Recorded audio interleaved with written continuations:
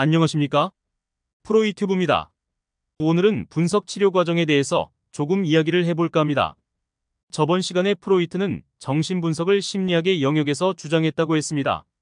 의학의 영역에서 주장하기 위해서는 모든 내담자들에게 똑같은 처치를 하고 치료가 되어야 합니다. 그 말은 해부학적 원인들이 있고 그에 따라서 병이 치료될 수 있기 때문입니다. 그런데 신경과나 정신과는 의사 따라 그 효과가 차이가 날 수 있습니다. 정신분석에서도 마찬가지 현상이 나타나기도 하죠.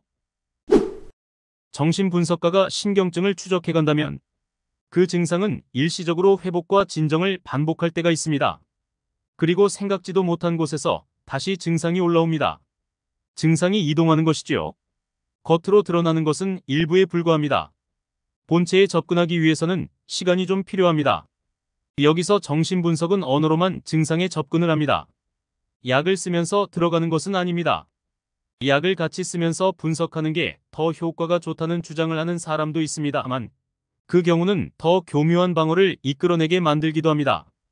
정신치료에 여러 가지 방법들이 있지만 그 중에서 정신분석은 진정과 재발이 다른 치료에 비해서 잦습니다. 이유는 역동적으로 일어나는 정신작용을 다루어야 하기 때문입니다. 신경증 자체는 자아의 균형을 유지하기 위한 것이고 그것을 방해하는 요소들이 무엇인지를 검토해야 하기 때문입니다. 진정과 재발의 반복은 그런 요소들을 관찰하게 해줍니다. 그래서 소중한 단서로 보고 있죠. 심각하게 등장하던 증상이 순식간에 사라지는 경우도 있습니다.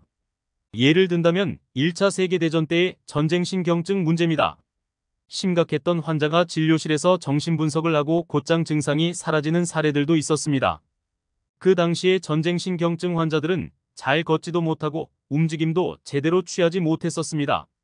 생각보다 심각했죠. 지금도 우크라이나와 러시아 간의 전쟁에서 전쟁신경증 즉 쇠쇼크에 시달린다는 사람들의 영상들을 볼 수 있습니다. 이런 임상들을 생각해 본다면 대화하면서 어떤 특별한 방법을 통해서 치료를 하는 것으로 생각할 수 있습니다. 그 결과가 마치 마법처럼 보이기도 하거든요. 그런데 실제로 하는 건 단순하게 대화하는 그게 전부입니다. 그래서 어떤 사람들은 정신분석에 대해서 제한적인 시각을 가지고 비판하기도 합니다. 정신분석의 한계는 이러이러하다고 주장합니다.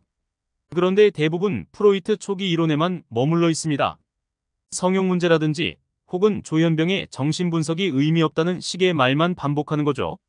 그런 경우에는 프로이트 후기 이론이 어떤지에 대해서 관심이 없는 겁니다. 2018년에 강연을 갔던 곳에서 그런 질문을 들었습니다.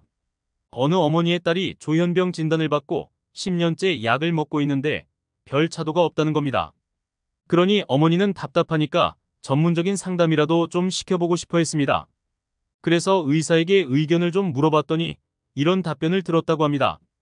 조현병은 뇌 문제라서 상담이 의미 없습니다. 그 말에 어머니는 약물로 증상만 관리를 했고 그 세월이 10년이 되었습니다. 정신의학에서 뇌를 지목해서 원인으로 삼는 것은 충분히 납득할 수 있습니다. 의학은 해부학을 포기할 수 없는 입장이기 때문입니다. 그런데 프로이트는 뇌를 원인으로 보지 않았습니다. 그런 의견을 가졌다는 것은 그 당시 의사로서 굉장히 큰 모험이기도 했을 겁니다. 기존의 의학적 내용에서 벗어나는 것이니까요. 전문가들이 그 의견에 반대한다면 프로이트 입장에서 뭐라고 할 말이 없었을 겁니다. 분석치료 임상이 생기기 전에는 그랬을 것 같습니다. 직접 치료하고 나서는 내가 틀렸다면 치료 능력을 보여달라고 했을 것 같습니다. 이론이 아무리 좋아도 존재하는 것을 막을 수는 없으니까요. 프로이트는 뇌는 덩어리로 연구되어야 할 것이지 성격이나 신경증의 원인으로 지목해야 할 것은 아니라고 생각했습니다. 그래서 약을 쓰지 않았죠. 안 써도 나으니까요. 이런 정신분석의 관점도 거의 알려지지 않았으니까 정신증이라면 무조건 뇌 문제로 보고 상담이 의미 없다고 주장할 수가 있긴 합니다. 해부학에 충실할수록 상담보다는 약에 비중을 크게 두겠죠.